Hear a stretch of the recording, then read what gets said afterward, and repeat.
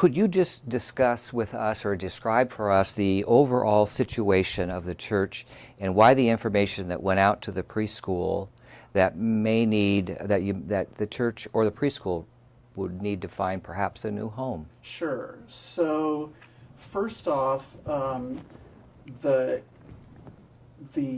conversation that I have had with leaders in the preschool is that the current situation of the church, which maybe we'll talk about, is such that I'm not able to guarantee that they will be able to stay in this space over a medium-term period, say 1 to 3 years from now.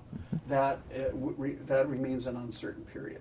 So actually, they've not been told they need to find another place. Okay, yeah. They've been told you could need another place in the next 1 to 3 years. You might want to do background research, be thinking about a plan B in case that does happen. Okay. Right now, we're absolutely certain that they're with us through this school year. Great. And part of our deadline that the church is giving itself to make decisions, part of the reason that deadline is in June is so that before they're gone for the summer, they have some idea about what the possibilities are for the following year. Okay, thank you. And I think this question would be appropriate follow-up is that when you mentioned the timelines of May and June, I think you've just responded why those are important. Well, that's one of the reasons, yes. Are there other reasons? Sure. The capacity of the congregation to manage this facility, maintain it, and operate it is rapidly diminishing, which means that something has to change in how this facility is operated. Yeah. Within 2 years, actually a little less than that. I'm an interim pastor. I was sent here for a 2-year period to figure out how we're going to resolve the issues here. And that 2 years is done on July 1st, 2019. So that's, now obviously things, you can't always accomplish things just because you want to. That's right. Although sometimes you have to accomplish things because you need to. And our situation is really such that that's probably about the window that we have to 2 years. to do it. Yeah. So sometime in 2019. I would say by July of 2019, what's happening next will be being implemented. It may not have been implemented. But in the it will be process. clear. Yes, absolutely. More clear. Yep. Okay. Broader question. Ultimate goal for the church, and as you represent the church, Right.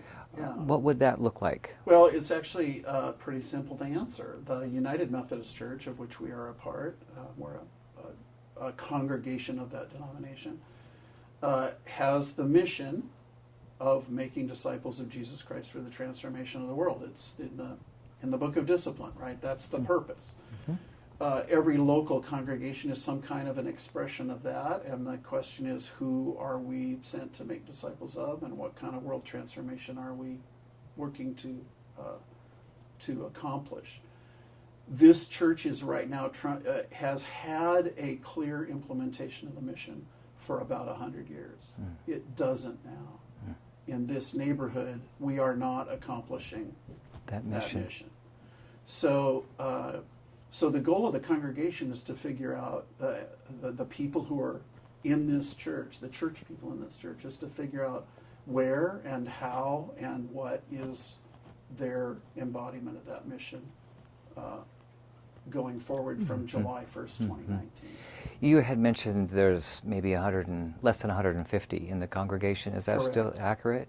And is that the embodiment of, is that the congregation that you're speaking to? Yes. In that? Right. And obviously you would like to increase the size of the congregation. And is the mission also to increase the size given the fact that you're in this neighborhood? Is that what you're also looking to do? We would love to get bigger, but being bigger isn't really actually the goal. That would be a consequence of actually being a relevant, meaningful community of faith for people. Okay, yeah. And, yeah. Okay. Thank you. The one question, and I said I promised you to be a larger picture. This is probably a little closer to a narrow question. Do you expect the church to be torn down? Do you think it's just going to go away and disappear? I think the most solid answer I can give is I have no idea. I can tell you the church is not going to tear it down, right? But I don't even know whether the church will still own this building in 2 years. Okay. So I don't know what'll happen. Okay. That depends on whoever's making decisions about the building. That's the solid answer. A more nebulous answer is, putting on the crystal ball hat.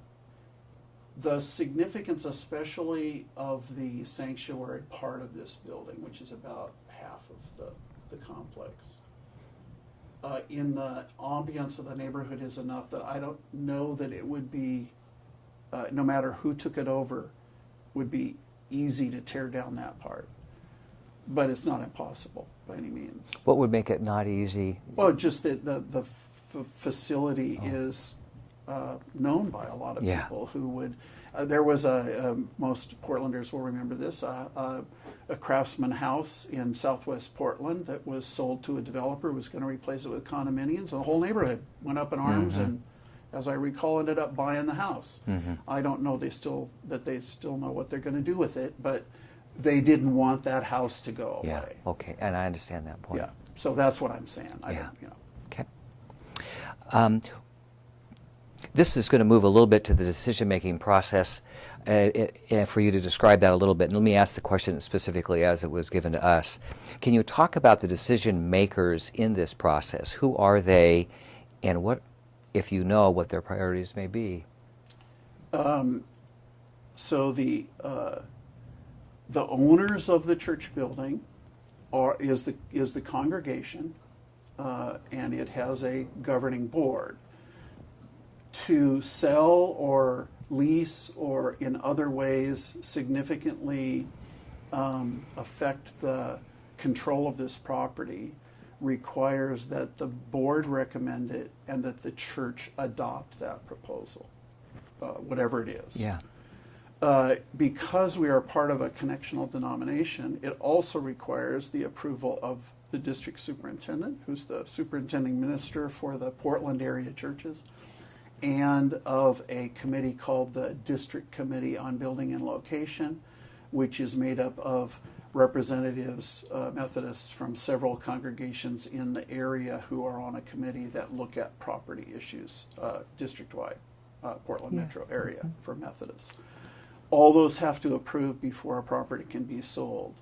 And they have to approve the specific proposal. So who's the buyer, and what's the price, and all that kind of thing. Or to lease the entire building on a long-term lease, because that's an encumbrance of the property. So that's the decision makers. The priorities. The value, the driving purpose for all those people is maintaining, sustaining, extending the mission of the United Methodist Church. So it's not property, it's ministry. And if for some that may not be familiar, some of our neighbors may not be familiar with ministry, when we talk about it's not property, it's ministry, could you just describe that? Well, one little way to talk about it is that there are a lot of churches that have no buildings. Most people, when they talk about the church, are talking about a building somewhere. But there are churches that don't have buildings. The church is actually the people and what they are doing, and the building is just a setting in which it's done. Okay. So the ministry is what those people are needing to do and want to do and are called to do. And they could do it with or without the structure, I think is what you're saying. As a matter of fact, let me just go into this just a little bit. Part of our conundrum is that this particular congregation could absolutely do better ministry if they were not in this building, or at least not responsible for the whole building. And let me give a context for that. This congregation has about 70 households right now and about 110 people in it. The last time it was that small in terms of numbers of people was about a 2-week period in 1914. Because this church was started in 1913 and by 1915 had 250 people in the church every Sunday. In 1955, 2,200 people attended worship here on Easter Sunday. In 1958, this congregation was listed as one of the 1,000 most significant Protestant congregations in America by Dun & Bradstreet, a Wall Street rating firm. I don't know why they were rating churches, but in the 1950s they were.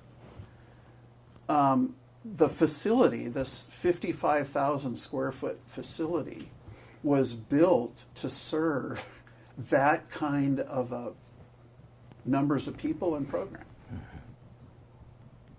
Churches that have 80 or 90 people do not have 60,000 square foot facilities. And so we are a church in a facility that is wagging the dog. Yeah. And clearly not enough congregation to support a structure of this size. Not even close. So even as a business model, something's just not where it absolutely. needs to be for you. And actually, as a business model, it hasn't been working for probably 20 years, which is why there's been deferred maintenance and the building is not in the condition that it was. Who is, may I ask you, who's subsidizing when because you have so much money coming in and so much going out, and when there's that shortfall, normally a business would either have to go to a bank or someone else. How do you fund the shortfall? Well, two ways that shortfall has been funded here for a number of years, and this is very typical for churches in numeric decline. Number one is deferred maintenance. Sure. You don't replace the carpets or repaint the rooms or change the tile or upgrade the HVAC system right, the way you would if you were dealing with the depreciation. The second way is by selling other assets. Yeah. So there was a house next door that the church used to use and own and sold it, and using that money to do things. Just to give you a little image of the scope, it costs about $91,000 a year to operate this building. Right now, the church people's use of it is about 25% of the building's use. The other 75% of use is by other groups right now. Those other groups all together contribute about $50,000 to the cost of keeping up the building. So the congregation is actually subsidizing a lot of other users, the preschool and many others that are not paying what they would have to pay in any kind of market situation, commercial market. But all of us together can't keep the building up. It can't keep it up, given the model that currently exists. Yeah. Okay, thank you for that. We went a little beyond the question, and but I think it's fair to say, if I summarized, in order for anything to happen to this church, this beautiful church, really, is there's essentially three boards, related, interrelated in one form or another, tied with the Methodist Church piece. And I didn't ask this, but does the church have a bank loan? Has it any debt, or is it completely owned, free and clear, so to speak, by the church? The church is debt-free. It's debt-free, and I think you said earlier it was held in trust. Right. So in the Methodist system, for example, if our local congregation here decided we don't want to be a church anymore, we want to turn it into a restaurant, they couldn't do that. If it's owned by the church, but only for use as a United Methodist location for ministry. And if the congregation decides not to do that anymore, ownership reverts to the Oregon-Idaho Annual Conference of the Methodist Church. And then that ownership would have some decisions to make. Correct. There's a board of trustees there that would have to. Okay, thank you. That's wonderful. And that's just background for us to better understand your situation or predicament, as the case may be.